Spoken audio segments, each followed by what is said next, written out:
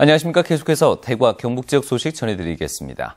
대구와 경북 대부분 지역에서 오전부터 약한 비가 간헐적으로 내리고 있습니다. 현재 경북 북부 지역을 중심으로 비가 내리고 있는데 지금까지 강우량은 상주가 2.4mm, 고령과 안동이 0.5, 구미가 0.4mm 등을 기록하고 있습니다. 이번 비는 밤사이 대구와 경북 전 지역으로 확대돼 내일 오전까지 5mm 안팎, 경북 동해안엔 5에서 10mm가량 내리겠습니다.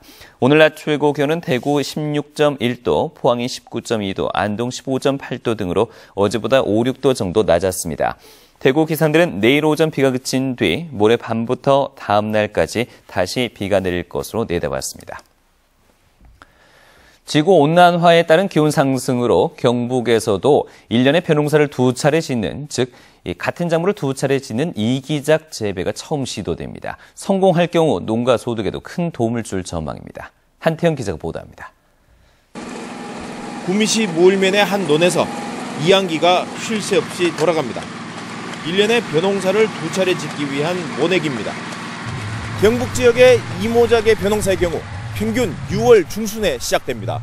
그러니까 이기작을 위한 이번 모내기는 평균 80일가량 이른 셈입니다. 경북 지역에서는 처음 시도되는 이기작입니다. 이번에 재배되는 벼는 조생종으로 수확 시기가 7월 20일 정도인데 수확 닷새 뒤에 두 번째 모내기를 하게 됩니다. 성공을 거둘 경우 1년치 수확량도 많이 늘어날 전망입니다. 기존 일기작으로 재배해서 농가 소득이 300평에 70만 원 정도 우리 평균 소득인데 지금 이기작 재배하면 50만 원 정도 더 플러스를 볼 수 있는. 벼가 생육하기 위한 최저 온도는 13도. 지구온난화로 해마다 평균 기온이 올라가면서 경북 지역에서도 이기작이 가능할 것으로 전문가들은 보고 있습니다. 하지만 4월 중 서리가 한 차례 이상 예상되는 만큼 그 고비를 잘 넘겨야 합니다. 밤에 온도가 내려가니까 또 밤에는 물을 좀 많이 대줘서 온도를 좀 올려주고 낮에는 또 물을 빼서 이 뿌리 활착이 빨리 되도록 신경을 써야 될 것 같습니다. 구미시 농업기술센터는 이번 이기작이 성공할 경우 앞으로 다른 농가에도 권장해 면적을 확대해 나갈 계획입니다. MBC 뉴스 한태현입니다. 대구문화방송과 대구중구청은 오늘 도심 관광 활성화를 위한 업무 협약을 맺고 지속 가능한 지역 특화형 문화 콘텐츠 개발을 위해 노력하고 문화관광 상품과 방송 콘텐츠의 동반 성장에 상호 협력하기로 했습니다. 이에 따라 대구문화방송은 중구 김광석 다시 그리기 길에 오픈 스튜디오를 만들고 이번 주부터 매주 토요일 낮 12시부터 2시간 동안 정오의 희망곡 거리 해설을 생방송으로 진행하기로 했습니다. 대구시 교육청은 2016학년도 고등학교 입학 전형을 전년도와 동일하게 확정해 발표했습니다. 과학고와 외국어고, 자사고, 미술 중점학교 등 전기 입학 전형은 자기주도 학습 전형으로 선발하고 특성화고는 취업 희망자 전형과 일반 전형으로 구분해 선발합니다. 일반고와 자율형 공립고 등 후기 추첨 배정은 1단계로 정원의 40%를 단일 학군으로 희망 배정하고 2단계로 학군 내에서 20%, 3단계로 40%를 추첨 배정합니다. 요즘 최저임금 인상론에 사회적 논의가 한창입니다. 최저임금이라고는 하지만 실제로는 최소한의 생활도 꾸려가기 힘들기 때문인데요.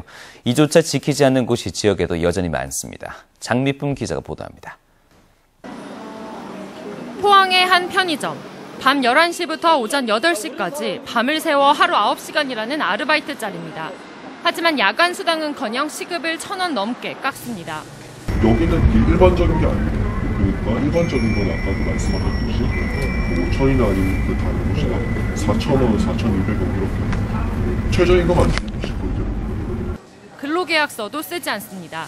최저임금제 위반이라는 걸 알면서도 당장 일자리가 아쉬워 그냥 넘어가는 경우가 대부분입니다. 포지션 같은 경우에는 일하시는 분들이 솔직히 말해서 고급 인력은 아니에요. 대체하기도 쉽고 일이 어려운 것도 아닙니다. 최저임금을 위반하면 3년 이하의 징역이나 2천만 원 이하의 벌금을 물게 돼 있습니다. 하지만 실제로 적발돼 형사처벌을 받은 경우는 거의 없습니다. 가서도 돈을 만약에 주게 되면은 검찰에서 기소를 안 한 경우가 많아요. 검사가 기소하기 전까지 돈을 주고 합의를 보면은 이 범죄 자체가 처벌을 안 받아요. 나중에라도 체불임금을 되돌려주면 처벌받지 않기 때문에 사업주 입장에서는 지키지 않아도 손해볼 게 없는 겁니다. 감독기관인 고용노동부의 단속은 1년에 2번 형식적인 수준에 그칠 뿐입니다. 지난 2013년에는 14건, 지난해에는 8건을 단속한 것이 전부입니다. 점검도 최저임금만 점검을 하는 것이 아니고, 뭐 5만 건 근로시간이라든지 여러 가지를 이런 거를 다 점검을 하니까 인력은 이제 한계가 있는 거고 그러다 보니까 이제 그런 게 좀 누락되는 게 사실은 있습니다. 근로자의 마지막 보루라고 할 수 있는 최저임금법을 위반해도 제대로 된 적발조차 이뤄지지 않으면서 최저임금은 설 곳을 잃어가고 있습니다. MBC 뉴스 장미쁨입니다. 대구고등법원 형사 4부는 금속노조가 낸 재정 신청에 따라 발레오 전장이 노무법인과 쟁의행위 대응전략회의를 열고 대항노조를 설립하도록 유도해 노조 조직과 운영에 개입했다고 밝히고 발레오 전장을 노동조합과 노동관계 조작법 위반 혐의로 기소하라고 검찰에 명령했습니다. 재정 신청은 검찰의 불기소 처분에 불복해 법원에 재판단을 구하는 절차인데 검찰은 아직 기소 결정을 하지 않고 있습니다.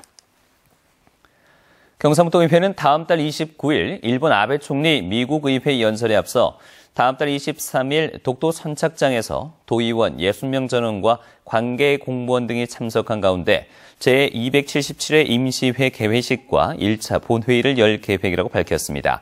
경북도 의회는 광복 70주년을 맞아 독도가 우리 영토라는 사실을 대내외에 알리고 임시회 개회라는 역사적 증거를 남기기 위해 독도에서 행사를 하기로 했다고 밝혔습니다. 지금까지 대구에서 전해드렸습니다. 고맙습니다.